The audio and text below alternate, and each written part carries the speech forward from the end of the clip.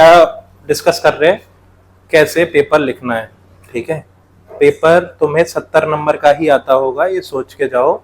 70 number का आता है, पर उससे भी 85 नंबर ला सकते हैं। अगर 60 का भी आता है तो उससे 85 ला सकते हैं। ठीक है, प्रेजेंटेबल बनाना है बस पेपर को। ठीक है, तो पेपर करते हुए सोचे कैसे। ठीक है, तुम लोग दिमाग में होता है पर उसको प्रेजेंट नहीं कर पाते, तो उसमें क्या करते हो तुम, ऊपर कुछ भी लिख देते हो, फिर नीचे कुछ भी लिख देते हो, लास्ट के लिए कुछ बचता ही नहीं। तो ना ये चीज मैं फॉलो करता था, पर इसको कुछ कुछ टीचर ठीक नहीं मानते, उनको चीटिंग लगती है। क्या करने का है, साइड में जो मार्जिन हम लोग बनाते हैं ना, उसमें पेंसिल लेके जाओ, वो जो नॉर्मल टिप वाली है, जो बिल्कुल लाइट लिखती है, उससे छोटे छोटे टॉपिक के नोट्स बना लो। जैसे मेरे को क्वेश्चन आया है कि what is reflection and tell me the laws of reflection. ठीक है, तो मैंने रिफ्लेक्शन का ऐसे करके एक छोटा सा डायग्राम बना दिया। उसके बाद मेरे को पता है कि भाई मेरे को लॉ 1 लिखना है, लॉ 2 लिखना है, लॉ 1 की 2-3 लाइन ऐसे करके मैंने साइड में छोटा सा अपनी फ्लो के लिए नोट्स लिख लिया। ठीक है, अब मैं क्या करूंगा, आंसर में कैसे वो करूंगा, यहाँ पे मैंने 1 लिखा, फिर सबसे पहले रिफ्लेक्शन की डेफिनेशन लिखी, फिर मैंने यहां से देखा कि भाई मेरे को डायग्राम भी बनाना है, तो बीच में मैंने डायग्राम बनाया, नीचे मैंने लॉ 1 लॉ 2 लिख दिया।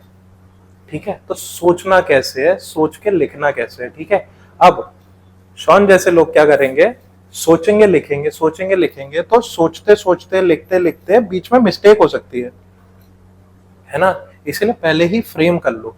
अब ये फ्रेम हर क्वेश्चन को नहीं करना है, ये फ्रेम 3 नंबर 5 नंबर 6 नंबर वालों को करना है।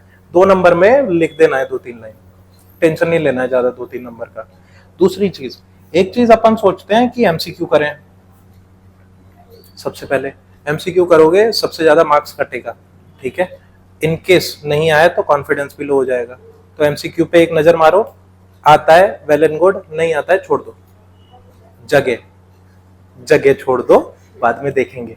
अब उसके बाद एमसीक्यू मैंने जगह छोड़ दी, नेक्स्ट मैं 2 नंबर के क्वेश्चन करने लग गया, फिर मैंने 3 नंबर के क्वेश्चन किए, 4 नंबर के क्वेश्चन किए, जिसके भी जैसे जैसे आया, एचएससी सीबीएसई अपने हिसाब से लगा लेना, आईसीएससी। ठीक है, उसके बाद 6 नंबर के क्वेश्चन किए, फिर मैं वापस एमसीक्यू पे आ गया। देखो मार्क्स का बस सिंपल सा आरओआई निकलता है, रिटर्न ऑन इन्वेस्टमेंट, कितना हम लोग टाइम इन्वेस्ट कर रहे हैं कितने नंबर के क्वेश्चन पे। तो सबसे ज्यादा हमें किस चीज पे इन्वेस्ट करना चाहिए, यहाँ पर 6 नंबर के क्वेश्चन पे। और 6 नंबर आते आते तो हमारी एनर्जी ड्रेन हो जाती है, क्योंकि अपन सारा दिमाग इधर एमसीक्यू पे लगा देते हैं। तो एमसीक्यू पे ज्यादा दिमाग नहीं मारना है, सिंपल सिंपल 2 नंबर के क्वेश्चन से चालू करना है, आंसर कर देना है, क्योंकि एमसीक्यू में अपना मोरल लो हो जाएगा, लो नहीं करने का है। अब जितनी पढ़ाई हो गई ठीक है, ये सोच के 2 नंबर अटेम्प्ट, 3 नंबर अटेम्प्ट, 4 6 बात खत्म। उसके बाद एमसीक्यू पे आओ, फिर अपन चीटिंग भी तो कर लेते हैं, चीटिंग चल जाए ठीक है, ना चले और ठीक है, क्योंकि किसी पे भरोसा मत करना। ऐसे थे हमारे टाइम पे बोर्ड्स के करने वाले, खुद सही लिखते थे, दूसरे को गलत बताते थे। कर सकता है ना यार कोई भी, तो ज्यादा भरोसा नहीं करना दूसरे पे। हाँ, दूसरे वाले का लॉजिक हमेशा अच्छा लगता है, तो दूसरे वाले पे कम भरोसा करके उसे गलत बताने की सोचनी है, खुद गलत नहीं करना। ठीक है, चलो, तो अपने को क्या याद रखना है, पहली चीज साइड में छोटे छोटे नोट्स बनाने, फिर अटेम्प्ट करना है 6 3 4 वाले मार्क्स वाले क्वेश्चन को। दूसरी चीज मेरे को क्या प्रिपेयर करनी है, मेरा फोकस 2 3 4 6 मार्क्स वाले पे होना चाहिए, और सबसे ज्यादा मेरा 6 मार्क्स वाले पे होना चाहिए। यहाँ पे एक चीज है, कोई क्वेश्चन छोड़ के नहीं आना है, ज्यादा स्मार्ट बन के क्वेश्चन ही छोड़ा है। क्वेश्चन में इतनी डिटेल लिखी होती है जो तुम खुद से लिख सकते हो। फॉर एग्जाम्पल एक मेरे पास आया न्यूमेरिकल, ठीक है, अभी फिलहाल मैं 10th के एग्जाम्पल ले रहा हूं, तो 12th वाले रिलेट कर सकते हो। ठीक है, फॉर एग्जाम्पल मेरे को एक सिंपल सा क्वेश्चन आ गया कि भाई फोकस दे रखा है, मेरे को इमेज की डिस्टेंस दे रखी है, कॉमर्स वाले थोड़े कम रिलेट कर पाओगे, पर थोड़ा थोड़ा 10 से रिलेट करने का क्वेश्चन कोशिश करना। यू मेरे को दे रखा है, ठीक है, मेरे को फॉर एग्जाम्पल ये x दे रखा है, ये y दे रखा है, ये z दे रखा है। अब मेरे को h1 और h2 निकालने को बोला, तो तुम्हें कुछ नहीं आता, ठीक है। फॉर एग्जाम्पल मैंने 2 मिनट के लिए मान लिया तुम्हें आता ही कुछ नहीं, तो तुम्हें क्या करना है, एटलीस्ट गिवन तो लिख सकते हो, given this this this this, और H1 H2 के आगे क्वेश्चन मार्क तो लगा सकते हो। तुम्हें वैल्यू भी पुट नहीं करनी आती पर फॉर्मूला याद है तो ऐसे करके फॉर्मूला तो डाल सकते हो। फॉर एग्जाम्पल मैं भूल गया बीच में प्लस आता था या माइनस आता था, कुछ भी मार दो तुक्का यार, प्लस या माइनस कुछ भी लिख दो, एटलीस्ट टीचर मार्क्स दे देगा। ठीक है, क्योंकि बोर्ड्स का जो भी कॉपी चेक कर रहा है वो 45 साल से ऊपर वाला बंदा है, उसके खुद के बच्चे बोर्ड्स लिख रहे होंगे, है ना, तो एक सॉफ्ट कॉर्नर आ ही जाता है कि मेरे जैसा बच्चा है। रिकॉर्डिंग चालू है ना, तो मेरे जैसा बच्चा है, दे दो मार्क्स। तो सोचो अगर तुमने इतना भी लिख दिया ना 3 मार्क्स के क्वेश्चन में, 1.5 मार्क्स मिलेगा, 1.5 बोले तो 2। और कोई गंदे से गंदा टीचर आ गया जो घर से लड़के आया है, वो भी 1 मार्क्स तो देगा ही इस पे। तो इतना इतना अच्छा रिटर्न मिलता है, कोई क्वेश्चन छोड़ के नहीं आना। फॉर एग्जाम्पल थ्योरी का क्वेश्चन आ गया, तो थ्योरी का क्वेश्चन फॉर एग्जाम्पल आया कि भाई explain Kirchhoff law, explain and state 2 Kirchhoff law, science वाला है छोड़ दो, तो 2 किरचॉफ लॉ अपने को एक्सप्लेन करने हैं, भूल गया हूं मैं, तब भी किरचॉफ लॉ उसने बोला ना 2 हैं, तो Kirchhoff law number 1, Kirchhoff law number 2। अब उसमें तुम्हारी बुद्धि से जो भी याद आए एटलीस्ट लिख के आओ। तो वो जो तुमने फ्रेमिंग करी है क्वेश्चंस की, एटलीस्ट 3 में से एक आध नंबर तो दे ही देगा। पहले तो 0 मिल रहे थे ना, फिर 1 मिलेगा। तो हमेशा थोड़ा सा बेटर छोड़ के कुछ नहीं आना है। ठीक है, तो अपनी थिंकिंग ऐसी रहनी चाहिए, don't miss any question, never.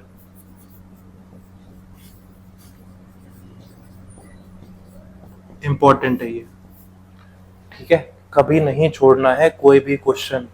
ये बात देखो, अब अपने को पता चल गया अपनी थिंकिंग कैसी होनी चाहिए। अपनी थिंकिंग बोले तो अपना दिमाग कैसे चलना चाहिए।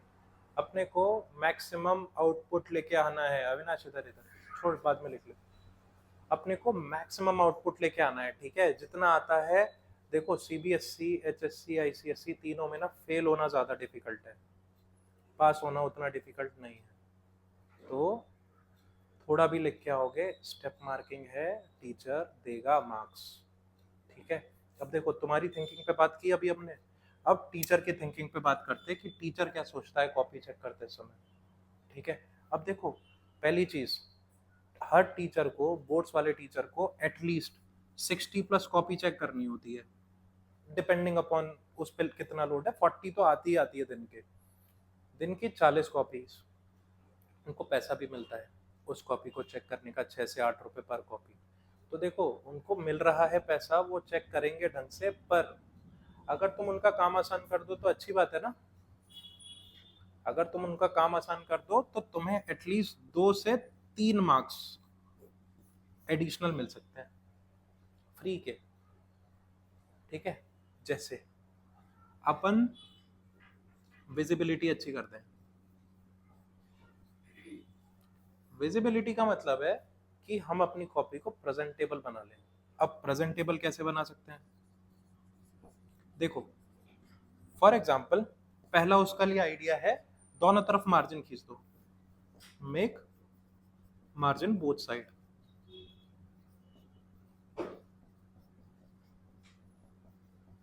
उससे क्या होता है कि ये जो जगह है,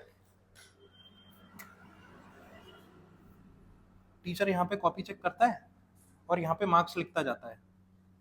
जनरली टीचर्स की हैबिट होती है, ठीक है, जर्नल है, यहाँ पर उसने मार्क्स लिखे। वरना तुम लोग कभी देखना, तुम लोगों ने अपनी कॉपी चेक हुई देखी होगी ना, तो अगर तुम लोग दो तरफ मार्जिन नहीं खींचते तो टीचर जनरली यहाँ मार्क्स लिखते हैं, तो तुम ऐसे ऐसे ऐसे ऐसे काउंट करके चले जाते हो। ऑब्जर्व किया है ये, इस मार्जिन में मार्क्स लिखता है टीचर। अगर तुमने इधर मार्जिन में लिख दिया तो जनरली तो लोग राइट हैंडेड होते हैं ना, इथन की तरह नहीं होते लेफ्ट हैंडेड, तो जनरली लोग राइट हैंडेड होते हैं। तो यहाँ पर चेक करके यहाँ पर मार्क्स लिखना आसान है ना, वापस इधर जाके इधर लिखना तो थोड़ा सा डिफिकल्ट है। ये फ्रैक्शंस ऑफ सेकंड बचाता है पर हेल्प करता है। ठीक है, दूसरी चीज, अपन दो तरफ मार्जिन बना सकते हैं। अपन जब सेक्शन स्टार्ट हो रहा है, जैसे मैं सेक्शन ए स्टार्ट कर रहा हूं, तो मैंने ऊपर सेक्शन ए हेडिंग डाल दी। ठीक है। अब सेक्शन ए जब एंड होगा तो मैंने यहां पर डबल लाइन बना दी, 2 लाइन छोड़ के डबल लाइन बना दी। फिर मैंने सेक्शन बी स्टार्ट किया, तो टीचर को ये क्लियर हो गया कि भाई सेक्शन ए मतलब एमसीक्यू इसने यहाँ सॉल्व किए हैं, 2 नंबर के क्वेश्चन यहाँ सॉल्व किए हैं, 3 नंबर के यहाँ करेगा, 4 नंबर के यहाँ करेगा। तो अपने को क्या करना है, हमेशा सेक्शन क्लियरली स्पेसिफाई करना है, प्रॉपर स्पेस देनी है। और दूसरी बात, अभी भी ये चलता है, हालांकि कुछ टीचर इसको नहीं मानते मेरे जैसे, कि बहुत ज्यादा लिखोगे तो ज्यादा मार्क्स मिलेंगे। कॉपी जितनी बल्कि दिखती है उससे एक माइंडसेट में रहता है कि बच्चे ने तो बहुत लिखा है मतलब इसको आना चाहिए। ऐसे नहीं, कुछ माँ बाप बोलते हैं कि हमारा बच्चा तो बहुत पढ़ता है, मार्क्स पता नहीं क्यों नहीं आते। तो ऐसे ही टीचर का भी रहता है कि इतने सारे पन्ने लिखे हैं तो मार्क्स आने चाहिए, मतलब इंक खराब की है बच्चे ने तो इसको मार्क्स दे दो। ठीक है, तो देखो सेक्शन ए सेक्शन बी में स्पेस लिखी, इससे क्या है तुम्हारी कॉपी बल्कि हो रही है ना, तुमने 2 तरफ मार्जिन खींच ली, थोड़ी बल्कि हो जाएगी ना कॉपी।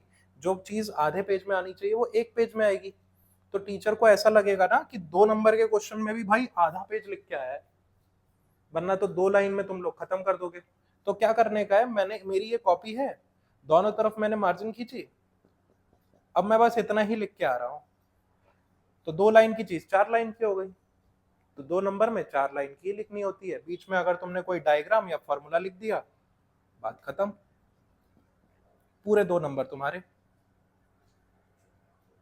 ठीक है, तो विजिबिलिटी अच्छी करनी है, अपन ने मार्जिन खींच दी, सेक्शन बराबर लिख दिया।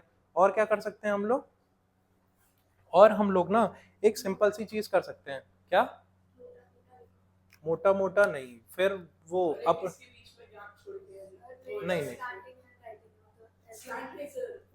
गैप छोड़ना है।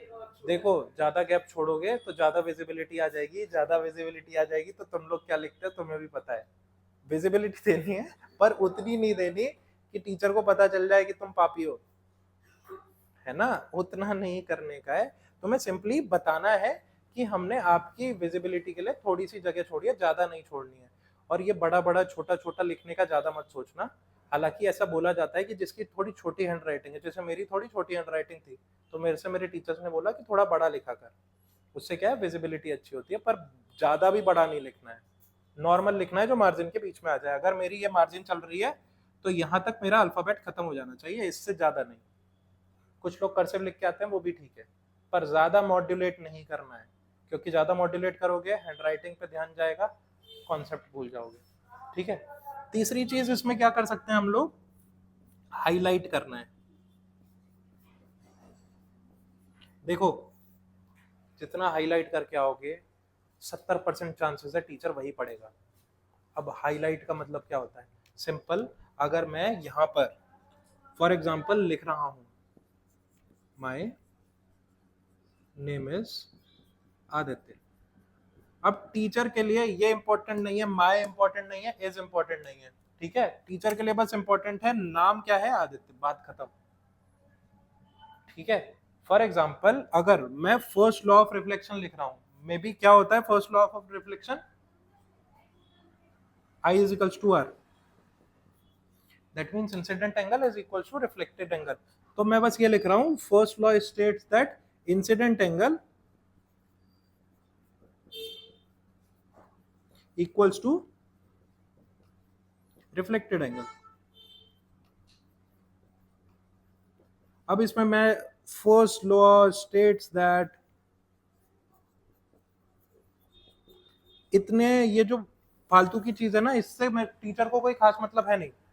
टीचर को बस ये देखना है इक्वल्स, इसके नीचे अंडरलाइन की, इंसिडेंट एंगल के नीचे अंडरलाइन की, रिफ्लेक्टेड एंगल के नीचे अंडरलाइन की, बात खत्म। अब ये अंडरलाइन किससे करना है, किससे लिखते हैं जनरली हम लोग पेपर में, ब्लू पेन, ब्लू पेन। हाँ, 4th क्लास का बच्चा है ना तू, पेंसिल से लिखता है, गलती हो जाएगी तो मिटाना पड़ेगा। हाईलाइट पेंसिल से करना है, हाईलाइट पेंसिल, हाँ पता चला, हाईलाइट पेंसिल से करना है। ठीक है, हाईलाइट ब्लू पेन या ब्लैक पेन से जनरली अवॉइड करना, पर पेंसिल ही यूज करने की है। ठीक है, तो अपने को क्या करना है, टीचर के माइंडसेट से खेलने के लिए पहली चीज, मेरे को विजिबिलिटी और प्रेजेंटेबल बनाना है पेपर। प्रेजेंट टेबल में कैसे बनाऊंगा, पहली चीज में मार्जिन खींच दूंगा दोनों तरफ, ठीक है। इस मार्जिन को हम लोग पहली चीज जो यूटिलाइज कर रहे थे हम लोग नोट्स बनाने के लिए, वो कर सकते हैं ना, जो हमने ये साइड में मार्जिन खींची है, यहां पर हम अपने नोट्स बना सकते हैं ना छोटे छोटे। पर ये नोट्स मिटा देना, क्योंकि मेरे से बोर्ड्स चलते हुए एक टीचर ने बोला था ये क्या चीटिंग बना रहे हो या चीटिंग कर रहे हो, तो ऐसा ना हो, इसीलिए ऊपर RW लिख देना, रफ वर्क, और फिर बाजू में लिखते चले जाना। सारे सब्जेक्ट में जिसमें भी कर सकते हो तुम। मैंने तो किया ना, मैंने बोला सर रफ कॉपी है देख लो आप, मैं क्या करूं। तब तो हाँ, ऑन गोइंग एग्जाम में चल रहा है ये, ऐसा हो जाता है। तो RW लिखना, नीचे नोट्स बना सकते हो, ठीक है। टीचर को क्या लगता है, मैंने ईथन से पूछा और फटाक से बाजू में लिख लिया, फिर यास्मिन से पूछा फिर बाजू में लिख लिया, ऐसा लगता है टीचर को। तो चुपचाप अपना काम करते रहोगे तो वो छोड़ देगा, ज्यादा नहीं ध्यान देगा, ठीक है। रफ वर्क कर लेना, बस RW लिख देना। तीसरी कुछ कुछ इंपॉर्टेंट चीज होती है, जैसे फॉर एग्जाम्पल मैं यहाँ पर कोई आंसर लिख रहा था इस पेज पे, यहाँ पे मेरी साइड साइड में मार्जिन है, साइड साइड में मार्जिन है। अब मेरा क्वेश्चन अगर यहाँ तक पेज भरा हुआ है और इतना ही पेज बचा है जितने में तुम्हें पता है नेक्स्ट क्वेश्चन नहीं आएगा, इतने में हमें पता है नेक्स्ट क्वेश्चन नहीं आएगा, सो लीव दिस स्पेस, ठीक है। काटना वाटना कुछ नहीं है, जगह अगर रह गई है तो यहाँ पे सिंपली लिख देना है PTO for next question. PTO होता है प्लीज टर्न ओवर, ठीक है। छोटा सा या बड़ा सा कुछ भी लिख देना है, PTO फॉर नेक्स्ट क्वेश्चन, और उसके बाद नेक्स्ट क्वेश्चन चालू कर देना है, जिससे टीचर को क्लियर आइडिया हो जाए कि भाई तुम लोगों ने करा है आगे। चक्कर ये होता है, अगर तुम यहाँ पर वो छोटा सा आंसर करोगे तो टीचर ने यहाँ मार्किंग दी, फिर टीचर इतना सा ही पढ़ के तुम्हारी मार्किंग दे देगा, पर अगले पेज पे उसे पता चलेगा कि भाई तुमने तो आगे भी लिखा है, तो फिर कुछ नहीं करेगा। जैसे यहाँ पे 3 मार्क्स के क्वेश्चन में उसने 1.5 मार्क्स दिया, तो आधा मार्क्स और दे देगा। इसका मतलब टीचर ने तुम्हारा क्वेश्चन पढ़ा ही नहीं और तुम्हें मार्किंग दे दी। तो इसीलिए get a proper visibility of your question, फिर नेक्स्ट पेज पे पूरा क्वेश्चन अपने को ढंग से लिखना है। थोड़ी स्पेस बचे छोड़ दो, बहुत मोटी कॉपी होती है, 32 पेज की होती है, भर भी नहीं पाओगे। आराम से यूटिलाइज करो, पर उतनी भी आराम से यूटिलाइज मत करना कि टीचर को लगे कि इसने कुछ किया ही नहीं है। देखो, ऑप्टिमम जगह छोड़ना अच्छी बात है, बहुत ज्यादा जगह छोड़ी तो टीचर को पता चल जाएगा कि ये मेरे साथ खेल रहा है, और टीचर कुछ भी बर्दाश्त कर लेता है। जो बच्चा खेलता है फिर टीचर खेल जाता है ना। तो टीचर के साथ खेलना है पर उसे पता ना चले, है ना। तो उतनी ही जगह छोड़नी है जितनी जनरली छूटती है बच्चों से। अभी अपन मॉक में भी देख लेंगे ये चीज, ठीक है। और हाईलाइट कैसे करना है, बस इंपॉर्टेंट चीज। अब कुछ कुछ बच्चे होते हैं वो हाईलाइट पूरा पैराग्राफ कर देते हैं कि भाई मैं तो पूरा टीचर को पैराग्राफ पढ़वा के आऊंगा, ऐसा नहीं होता। ये चीज इंग्लिश में काम जनरली नहीं करती है, ठीक है। इंग्लिश वाले चीजों में वैसे ही रहने दो, पर जनरली जो पैराग्राफ आ जाए कि मेरा देश महान पे पैराग्राफ लिख के दो, ऐसा अगर क्वेश्चन आ जाए, 10वीं क्लास में आता है पैराग्राफ लिखना, तो पैराग्राफ लिखना आता है तो उसमें अंडरलाइन कर सकते हो, बाकी में जरूरत नहीं है। ये साइंस के लिए इंपॉर्टेंट है, सोशल स्टडीज के लिए इंपॉर्टेंट है, तुम लोगों के लिए फिजिक्स के लिए इंपॉर्टेंट है। केमिस्ट्री में तो अपन डायग्राम बनाते हैं, पर तब भी केमिस्ट्री में भी यूटिलाइज कर सकते हो। इकोनॉमिक्स में इंपॉर्टेंट है, ठीक है। अकाउंट्स में उतना ज्यादा खास नहीं यूज होता हाईलाइटिंग, ठीक है। अब ये चीज, ये दो तरफ मार्जिन वाला अकाउंट्स वाले यूज मत करना, क्योंकि तुम लोगों को पेज थोड़ा एक्स्ट्रा ही लगता है, तुम लोग सिंगल साइड ही मार्जिन में काम करोगे, ठीक है। एक इंपॉर्टेंट चीज, फॉर एग्जाम्पल मैंने कोई सेंटेंस लिखा, सेंटेंस में लिख रहा हूं कि कौन सा सब्जेक्ट लूं बताओ, मैथ्स। मैथ्स में डेफिनेशन नहीं होती, कोई डेफिनेशन वाला सब्जेक्ट, इकोनॉमिक्स, ठीक है। इकोनॉमिक्स में कोई कोई डेफिनेशन आ गई कि व्हाट इज क्या, मार्केट इक्विलिब्रियम, ठीक है। अब यहाँ पे मैं स्पेलिंग लिखते लिखते BRRIUUMM ऐसे करके मैंने स्पेलिंग गलत कर दी, कुछ तो भसड़ कर दी मैंने, ठीक है। अब मार्केट इक्विलिब्रियम की मैं स्पेलिंग गलत की तो गलत में भी ये लाइन मैंने खींच दी, प्लस मैंने स्पेलिंग तो गलत की ही की। अब मैं क्या कर रहा हूँ, बहुत बढ़िया चीज, वेदांत का फेवरेट, 5 मिनट में यही कर रहा हूँ, ठीक है। मैंने इतना गाढ़ा ये कर दिया कि टीचर को यही दिख रहा है कि भाई इस बंदे को तो इक्विलिब्रियम की स्पेलिंग नहीं आती। ये चीज अवॉइड करनी है। इक्विलिब्रियम की स्पेलिंग गलत हुई, BRIUMMI ऐसे करके तुमने लिख दी, सिंपल। पेंसिल लेनी है, इधर इधर इधर सारे लोग, अविनाश इधर, पेंसिल लेनी है, एक सिंगल लाइन में काट देना है या एक स्ट्रेट लाइन से काट देना है, आगे बढ़ जाना है, ज्यादा तुम्हें भी ध्यान नहीं देना है और टीचर भी ध्यान नहीं देगा, गुचड़ मुचड़ नहीं करनी है, सिंपल एक सिंगल लाइन में काट के बात खत्म। बहुत इंपॉर्टेंट है ये चीज। दूसरी चीज, अपन क्वेश्चन पढ़ने में ही गलती हो गई, अपन लिखते चले गए, 4 लाइन मैंने लिख दी है। अब मुझे ध्यान आया, अरे किरचॉफ लॉ पूछा था, मैं तो न्यूटन का फर्स्ट लॉ लिख दिया है यहाँ पे। अब ये तो पाप हो गया ना, ऐसे पाप भी कर सकते हो तुम लोग। कुछ नहीं करना है, पेंसिल लेनी है, एक सिंपल सा ऐसे डब्बा बनाना है, ये रेड पेन ना पेंसिल है, अभी ऐसे कर देना है, बात खत्म। पूरा ब्लॉक बना के काट देना, हर सिंगल लाइन को काटते मत बैठना। पूरा ब्लॉक बनाया, काट दिया, टाइम बर्बाद नहीं करना है पेपर में, टाइम बहुत अच्छी तरह ऑप्टिमाइज करना है, ठीक है। ऑप्टिमाइज और यूटिलाइज में डिफरेंस यही है, यूटिलाइज का मतलब होता है मैं यूज कर रहा हूं, अब मैंने 1 नंबर के क्वेश्चन में भी टाइम यूज ही किया है, पर ऑप्टिमाइज का मतलब ये है कि मैं 6 नंबर को ज्यादा प्रायोरिटी दे रहा हूँ, क्यों, क्योंकि उधर से मेरे को आउटपुट ज्यादा मिलेगा। एटलीस्ट गिवन भी लिख के आ गया तो 1-1.5 मार्क्स दे देगा।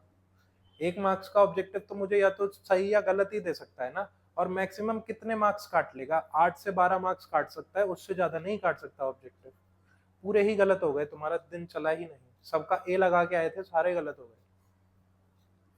तब भी क्या दिक्कत है, 12 मार्क्स 88 से मार्किंग होगी, उसमें भी कितने भी पाप कर लो 75 तो आएंगे ही ना।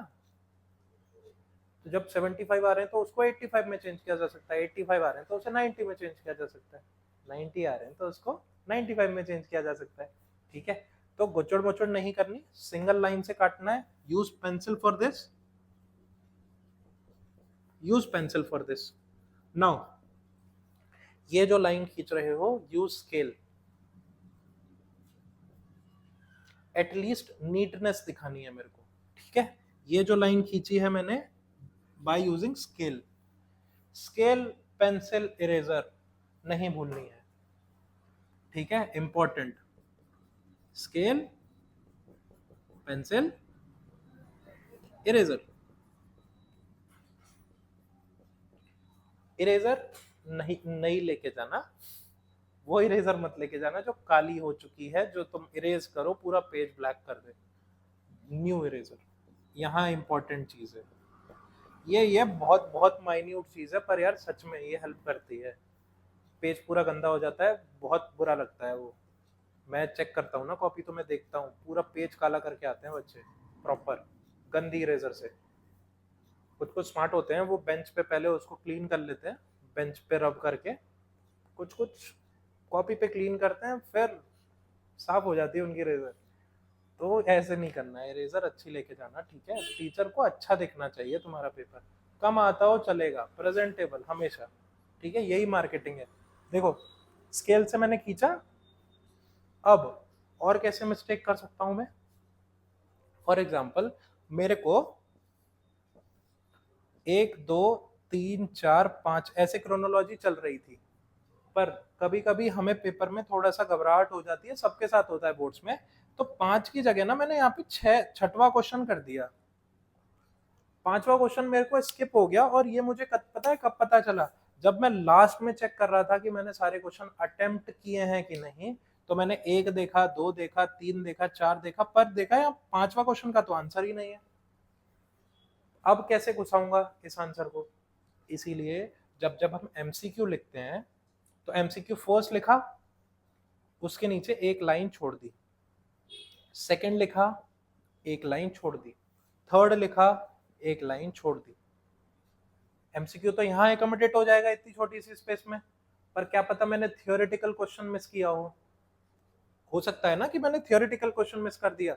फॉर एग्जांपल मैंने सेक्शन बी में चल रहा हूं अभी मैं, या डायरेक्ट सेक्शन सी में आ जाओ, सेक्शन सी में बड़े क्वेश्चन आते हैं। सेक्शन सी में मैंने पूरा क्वेश्चन लिखा, यहां पर for the sake of making my copy presentable यहां पे मैंने एक लाइन छोड़ दी, और यहां पे दूसरा क्वेश्चन चालू है। अब इधर मेरे को पता चला कि मैं फर्स्ट क्वेश्चन से डायरेक्टली थर्ड क्वेश्चन पे आ गया हूं, तो दूसरा क्वेश्चन कहां लिखूंगा? अब तो कहीं लिख नहीं सकता ना। तो मेरे पास एक छोटी सी जगह बची हुई है, ये वाली लाइन मेरी ब्लैंक है ना, इसमें पेंसिल से लिख दो second question is on the last page. Second question is on the last page. तो एटलीस्ट टीचर को यह पता होगा कि सेक्शन ए का क्वेश्चन 2 मेरा लास्ट पेज पे है। और लास्ट पेज पे क्वेश्चन अटेम्प्ट कैसे करेंगे?